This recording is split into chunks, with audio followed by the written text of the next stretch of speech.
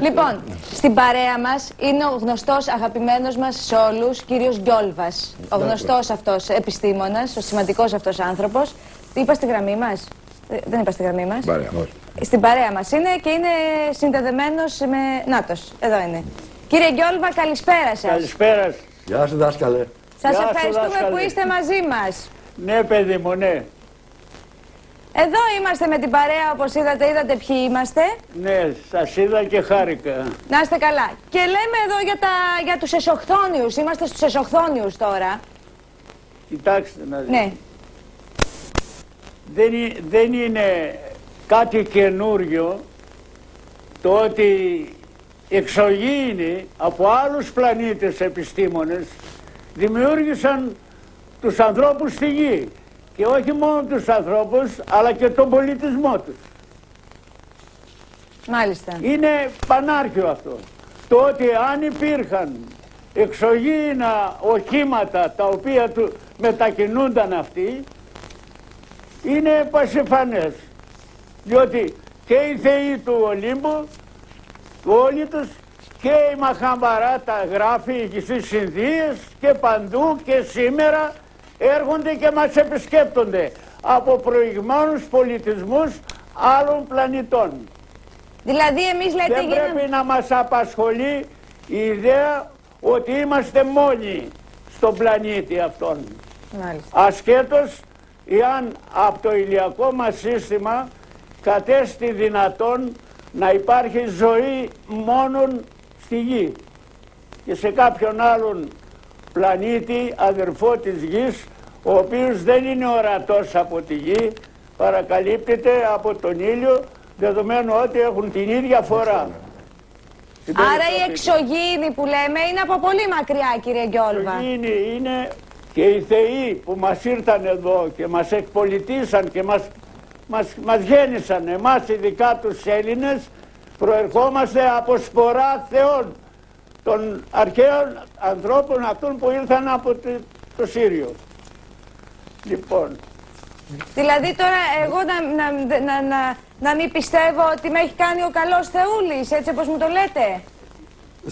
Παρακαλώ, μπορείτε να επαναλάβετε, δεν άκουσα. Ναι, ναι. Λέω, δεν είναι ο ένας Θεός ο γνωστός που μας έχει κάνει. Δεν υπάρχει, δεν μας έχει κάνει κανένας Θεός. Εμείς οι Έλληνες είναι σπορά των αρχαίων θεών, των αρχαίων σοφών που ήρθαν από άλλους πλανήτες. Μάλιστα. Και λόγω των τεραστίων γνώσεων και της δυνάμεως τις οποίες διαθέταν, τους θεοποιήσαμε. Αυτοί είναι οι θεοί μας του Ολύμπου. Κύριε καθηγητά, και αυτές τις οντότητες που μας δημιούργησαν τότε, όπως λέτε, ποιος τους δημιούργησε? Ποιους? Ενδεχομένως βεβαίως, για εκείνους που συνέβαλαν στην δημιουργία του ανθρώπινου γένους. Ποιος δημιούργησε το Δία ή την Αθηνά ή τον Απόλλωνα? Αυτό εννοώ, κύριε καθηγητά. Μα σας είπα ότι αυτοί ήρθαν από άλλους πλανήτες. Άρα λοιπόν όλοι αυτοί οι θεοί, οι 12 θεοί ήταν εξωγήινοι. Εξωγήινοι όλοι. Μάλιστα. Εκτός γης να λέμε την Άρα λοιπόν και ο Όμηρος ακόμα το αναφέρει. Και ο Όμηρος το αναφέρει ότι, μάλιστα αναφέρει ότι ο Όλυμπος δεν είναι αυτός ο Όλυμπος στο βουνό, ναι, που κατοικούσαν οι, αλλά ήταν το μητρικό όχημα το οποίο περιστρέφονταν πέρυξ της γης, ναι, και με άλλα μικρότερα οχήματα επισκέπτονταν τη γη. Τύπου διεκτηνισμό κάνανε. Η λέξη Όλυμπος σημαίνει φωτεινός, ολόλαμπος. Συνεχίζουν. Άρα όλη η μυθολογία λοιπόν είναι... Σήμερα ψάχνουμε... Αν θα πάμε στον τίμιο του Πλάτου, λεξιαρχείο. Έτσι, στο κεφάλαιο 41 θα τα βρούμε ακριβώς αυτά που λέει ο δάσκαλος. Να ρωτήσω κάτι.